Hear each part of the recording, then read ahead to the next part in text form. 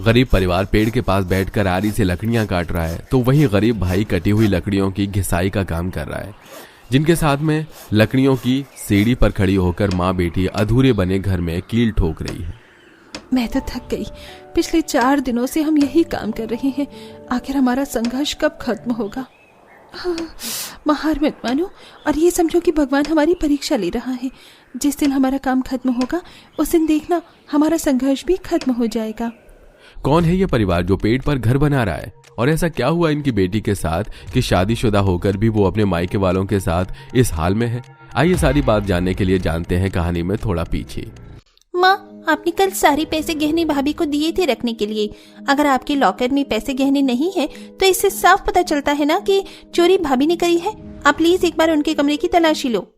राधा के कहने पर पूरा परिवार सपना का कमरा तलाशते हैं और उसके छोटे से संदूक को खोलकर देखते हैं जिसमें सारे पैसे और जेवर मिलते हैं।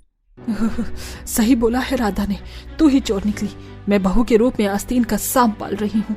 आंख बंद करके मैंने तुझ पर भरोसा किया, तुझ गरीब की शादी अपने बेटे से करवाई, तुझ पर विश्वास किया और तूने ये किया हमारे साथ। निकल जा चोरनी हमारे घर से, ऐसे तो तू हमें लूट कर खा जाएगी। मुझे विश्वास नहीं हो रहा सपना कि तुम चोरी कर सकते हो। मैं सच कह रही हूँ, मैंने कोई चोरी नहीं की। ये सब राधा की चाल है। वो मुझे पसंद नहीं करती और शुरू से ही इस घर से निकालना चाहती है। बस, अब मैं एक शब्द और नहीं सुनूंगा अपनी बहन के खिलाफ। निकल जाओ इस घर से। सपना की बात पर कोई विश्वास नहीं करता और उसे आधी रात को ठंड में घर से निकाल दिया जाता है और सपना ठंड में कांपती हुई अपने मायके जाती है। दीदी, आपके ससुराल वालों ने आपके साथ बिल्कुल सही नहीं किया। उन्हें क्या लगता है कि वो लोग तुम्हें घर से निकाल देंगे तो तुम दर दर की ठोकर खाओगी? अभी हम जिंदा हैं, हम तुम्हारा ख्याल रख सकते हैं। हाँ बेटी, मेरी बेटी तू चिंता मत कर। हम गरीब हैं तो क्या हुआ, हम तुझे अपने पास ही रखेंगे। उन्हें जरा भी शर्म नहीं है, इतनी ठंड में रात को मेरी बेटी को घर से निकालते हैं। अब सपना अपने मायके में रहती है। इसी तरह कुछ दिन बीत जाते हैं और ये खबर पूरे गांव में फैल जाती है। कुछ दिनों बाद सेठ राकेश के घर आता है और उन्हें घर से निकालने को कहता है। अरे भूल गया राकेश, 6 महीने का वक्त मांगकर तूने मुझसे पैसे लिए थे और अपना घर गिरवी रखकर अपनी बेटी की शादी की थी। 6 महीने पूरे हो चुके हैं पर तू पैसे नहीं लौटा पाया, इसलिए अब ये घर खाली कर दे।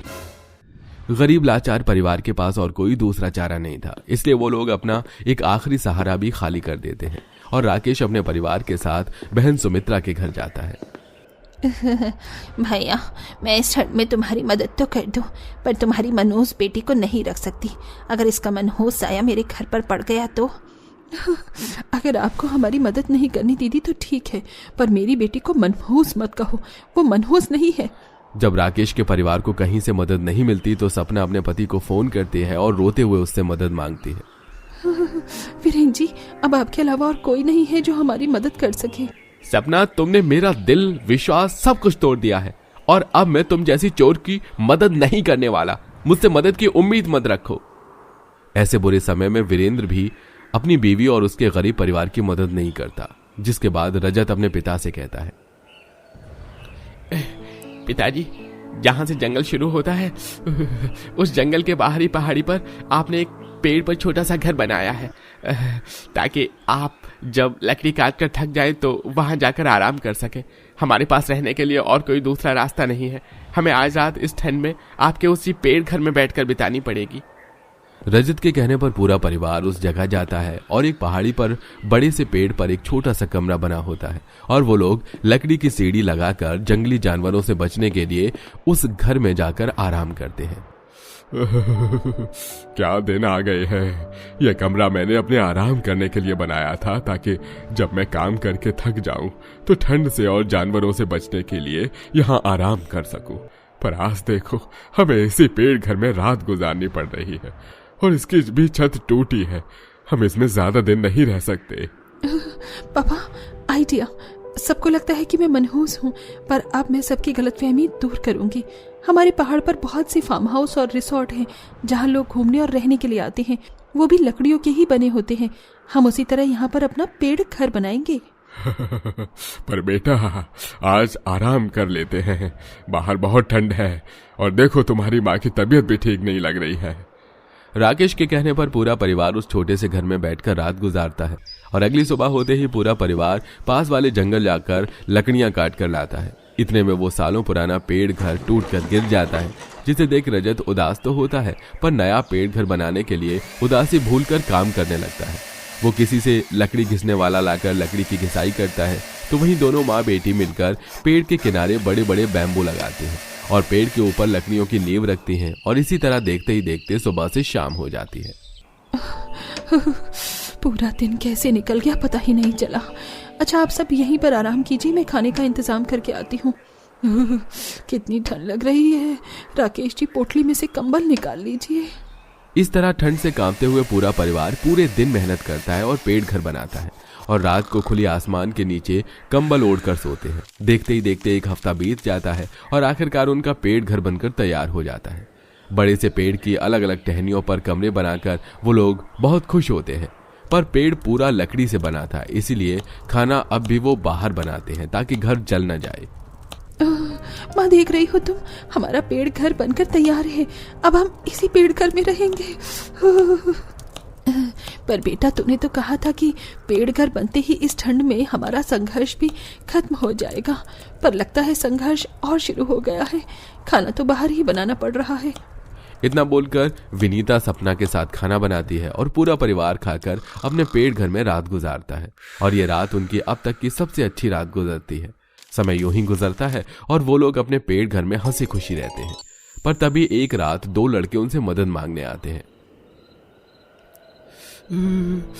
अंकल जी, बाहर बहुत ठंड है, कोहरा भी काफी ज्यादा हो रखा है, आगे का रास्ता नजर नहीं आ रहा है। क्या आप हमें अपना ये रिसोर्ट एक रात के लिए दे सकते हैं? बदले में हम आपको 5,000 रुपए देंगे। हाँ हाँ, क्यों नहीं। हमने ये पेड़ घर रिसोर्ट बनाया ही इसलिए है, और आप तो हमारे पहले ग्राहक हैं, इसलिए हम आपको 10% की छूट भी देते हैं। इस वाली सीढ़ी से जाओ, आपको पेड़ घर के कमरे में आराम मिलेगा। घर आया मौका देख सपना पीछे नहीं हटती और इस तरह उन लोगों की अच्छी कमाई होने लगती है। उनके दिन अच्छे बीतने लगते हैं। तभी एक दिन वीरेंद्र अपनी माँ के साथ अपनी बीवी के पेड़ से बने मायके में उनसे माफी मांगने आता है। सपना, एक बार बस मेरी बात सुन लो, उसके बाद तुम जो कहोगी मैं वही करूंगा। बड़ी मुश्किलों से तुम्हें ढूंढ पाया हूँ। मुझे सच्चाई का पता चल गया। मैंने अपने कानों से सुना जब मेरी बहन अपनी दोस्त से फोन पर बात कर रही थी। वो खुश होकर बता रही थी कि अपनी दोस्त को कि उसने तुम्हें घर से निकालने के लिए तुम्हें चोरी का इल्जाम में फंसाया। मुझे माफ कर दो, मैंने तुम्हारी ना सुनकर अपनी बहन की सुनी। अब तुम हमारे साथ घर चलो। जब मेरे संघर्ष के दिन चल रहे थे तब तुमने ही रिश्ता तोड़ लिया था। मुझे घर से निकालते हुए एक बार भी नहीं सोचा कि कितनी ठंड हो रही है। यही प्यार था तुम्हारा। मैं तुम्हें कभी माफ नहीं कर सकती। मुझ पर चोरी का इल्जाम लगाया, ठीक है, कम से कम मेरे माँ बाप की तो मजबूरी समझ लेते। सपना अपने पति और सास को उनकी गलतियों के लिए माफ नहीं करती और वहां से चली जाती है। बहन, मैं हाथ जोड़ती हूँ, बहू को समझाओ और उसे कहो हमारे साथ चले। और आप लोगों को भी इस पेड़ घर में रहने की जरूरत नहीं है।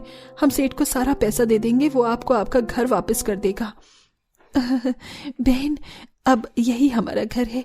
मैंने आप लोगों को माफ किया, पर मेरी बेटी आप लोगों को माफ कर पाएगी या नहीं ये मैं नहीं बता सकती। अगर ऐसी बात है तो मैं भी इस पेड़ घर में तब तक रहूंगा जब तक सपना मुझे माफ नहीं कर देती। वीरेंद्र भी हार नहीं मानता और अपनी गलतियों की माफी मांगने के लिए उनके साथ उन्हीं के पेड़ घर में रहता है।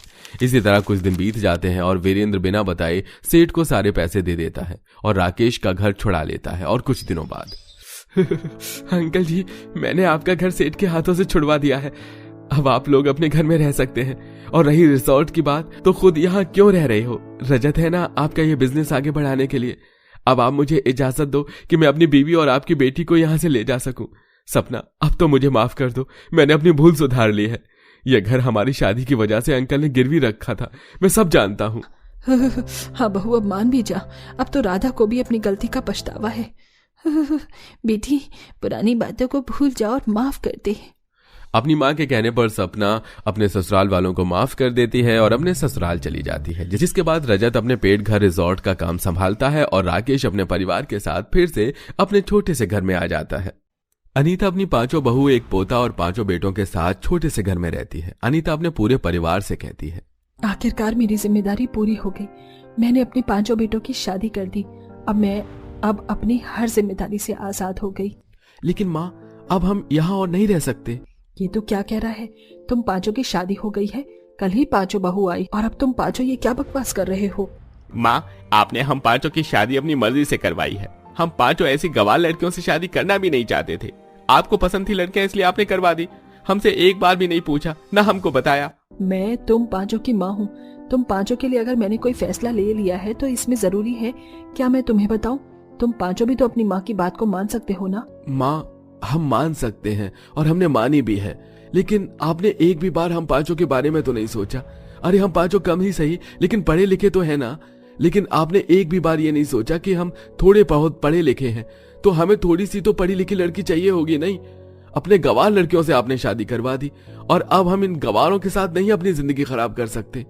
तुम ये सब क्या कह रहे हो? शादी हुई है तुम पांचों की और अब ये सब क्या कह रहे हो कि अपनी जिंदगी नहीं खराब कर सकते? अरे जिस तरह अभी बोल रहे हो पहले ही बोल देते, कम से कम तुम पांचों ही अपने मन की कर लेते। माँ, आप रहने दो। हम पांचों ने कितना मना किया, आपको कितनी बार समझाने की कोशिश की, लेकिन आपने हमारी बात ही नहीं सुनी। बस अपनी मनमानी ही की और हमारी शादी करवा दी। पर अब हम यहाँ नहीं रह सकते। आप हमें अपनी जिम्मेदारी से आजाद नहीं करोगे, लेकिन हम इन्हें अपनी जिम्मेदारी मानते ही नहीं हैं। अब हम ये घर छोड़कर जा रहे हैं। अपनी पत्नियों को और अपनी माँ को छोड़कर पांचों चले जाते हैं। ये क्या हो गया अचानक से? मेरे पांचों बेटे अपनी पत्नी दुल्हन को और अपनी माँ को ऐसे छोड़कर चले गए। मैंने क्या कुछ गलत कर दिया? बहू मुझे माफ कर दो, मुझे नहीं पता था मेरे बेटे ऐसा करेंगे। अनीता रोती रह जाती है। उसकी बहू भी कुछ नहीं कहती। पूरा दिन ऐसे ही निकल जाता है। अगली सुबह अनीता तक खुद को संभालती है और अपनी बहू से कहती है, तुम पांचों ठीक तो हो ना? हाँ माँ जी, हम ठीक हैं। आप ठीक हैं? हाँ मैं भी ठीक हूँ, लेकिन मैं नहीं चाहती कि अब तुम पांचों यहाँ रहो। मेरे बेटे की वजह से तुम पांचों की जिंदगी खराब हुई है, लेकिन अभी भी देर नहीं हुई है। अगर तुम पांचों अपनी पसंद से शादी करना चाहते हो तो मुझे कोई परेशानी नहीं होगी। तुम दूसरी शादी कर लो। माँ जी, आप ये कैसी बातें कर रही हैं? अरे लड़की की डोली उसके मायके से आती है और फिर ससुराल से उसकी अर्थी ही निकलती है। हम आपको ऐसे अकेले छोड़कर नहीं जाएंगे। आपकी तो कोई गलती भी नहीं है जो कि आपके बेटों ने किया। उसमें आप खुद को या हमें क्यों सजा दे रही है? लेकिन तुम पांचों यहाँ कैसे रहोगी? हमें तो यहाँ रहने में कोई दिक्कत नहीं है। हम तो अपनी माँ के घर में ही रह रहे हैं, लेकिन अगर आपको अपनी बेटी को यहाँ नहीं रखना तो अलग बात होगी। तुम पांचों मुझे अपनी माँ मान रही हो और जिनकी मैं सच में माँ हूँ उन्होंने मुझे ऐसे हाल में छोड़ दिया। तुम पांचों यहीं रहोगी और मैं तुम पांचों की पूरी देखभाल करूंगी। कुछ दिनों बाद अनीता काम से आ रही थी और सड़क पर ठंडी ठंडी हवाएं चल रही थी। कितनी ज्यादा ठंड हो रही है। घर भी ठीक ठाक नहीं है। बहुओं को बस ज्यादा ठंड न लगे। जल्दी से घर जाती हूँ और देखती हूँ घर पर क्या हो रहा है। अनीता जल्दी से घर जाती है तो वहां उसकी पांचों बहुएं बीमार हालत में पड़ी थी। अरे तुम पांचों को क्या हुआ और आज तुम पांचों जल्दी घर क्यों आ गई हो? ठंड में मेरा शरीर जवाब दे देता है। पूरा शरीर दर्द हो रहा है ठंड की वजह से। ऊपर से हाथ पैरों में सूजन भी होने लगी है। मेरे साथ भी यही होता है। ठंड में शुरू होते ही और जुकाम, बुखार, खांसी ये सब होने लगता है। मैं तो अब काम भी नहीं कर सकती हूँ। इसी तरह बाकी की पांचों बहू भी अपनी परेशानी बताती हैं। कोई बात नहीं, तुम पांचों को ठंड में इतनी ज्यादा दिक्कत होती है तो तुम पांचों को कहीं काम करने की जरूरत नहीं है। अभी तुम्हारी माँ जिंदा है, मैं काम कर लूंगी। तुम अब घर पर बस आराम करना। सर्दियों में थोड़ी सी भी तबीयत खराब होती है ना तो बहुत जल्दी बड़ी बन जाती है। अनीता अब अकेले ही काम करने लगती है। अनीता अपनी मालकिन के घर जाती है। मालकिन, इस बार तनख्वाह थोड़ी लेट मिलेगी क्या? दरअसल इस बार की तनख्वाह आखिरी तनख्वाह है तुम्हारी। अब तुम्हें यहाँ काम करने की कोई जरूरत नहीं है। तुम्हारा हिसाब किताब मैं कर दूंगी। ये आप क्या कह रही हैं? हिसाब किताब कर दूंगी? लेकिन क्यों? अरे मैं आपके यहाँ काम करती हूँ। अगर आप मुझे काम से निकाल देंगी तो मैं कहाँ जाऊंगी? और आपने पहले मुझे बताया भी नहीं। अब मुझे तुम्हारी यहाँ जरूरत नहीं है। हम लोग घर खाली कर रहे हैं और कल से तुम काम पर मत आना। मैं तुम्हारा हिसाब आज ही कर दूंगी। अब अनीता का काम चला गया था। अनीता परेशान घर आती है। क्या हुआ? आप इतनी परेशान क्यों लग रही हैं? सब ठीक तो है? मुझे काम से निकाल दिया। मालकिन अपना घर खाली कर रही थी। अब मेरे पास काम भी नहीं है। माँ जी, अब क्या होगा? काम भी नहीं और हम पांचों काम करने के लिए बाहर जा भी नहीं सकते क्योंकि ठंड में हम पांचों की तबीयत भी खराब हो जाएगी। तुम पांचों परेशान मत हो, मैं हूं ना। मैं कुछ ना कुछ तो कर ही लूंगी। ऐसे कई दिन निकल जाते हैं। कुछ दिनों बाद घर का राशन भी खत्म हो जाता है। मुझे बहुत ज्यादा भूख लग रही है। अब हम क्या करें? घर में खाना भी नहीं है। हम माँ जी से शिकायत नहीं कर सकते खाने की। वो वैसे भी घर को लेकर परेशान है। हमें अपनी भूख को खुद ही रोकना पड़ेगा। भूख को तो रोक लेंगे, लेकिन इस ठंड को कैसे रोके? मुझे बहुत ज्यादा ठंड लग रही है, सर में भी ठंड की वजह से दर्द हो रहा है। सब लोग परेशान थे। तभी बड़ी बहू मोहिनी का बेटा आता है। माँ, मुझे बहुत ज्यादा भूख लग रही है। 2 दिन हो गए मैंने कुछ नहीं खाया, मुझे खाना चाहिए। बेटा ऐसे रोते नहीं, देखो अभी हमने 2 दिन पहले खाना खाया था, तो कोई बात नहीं, थोड़ा सा तो सब्र रखना सीखो। हर कोई एक दूसरे को बस समझा रहा था। अपने परिवार को भूख से तड़पता देखकर अनीता को बहुत दुख होता है। क्या करूं? मुझसे ऐसे सबको देखा भी नहीं जा रहा, लेकिन मेरे पास काम भी तो नहीं है और बिना काम के मैं पैसे भी नहीं ला सकती। अनीता अकेले शांत बैठी थी कि तभी उसकी बहू नेहा कहती है, माँ जी क्या हुआ, आप इतना परेशान हो? शांति से यहाँ अकेले बैठी हो, कोई बात है क्या? बहू, तुम लोग मेरी वजह से कितनी परेशान हो रहे हो, खाने तक के लाले लगे हैं।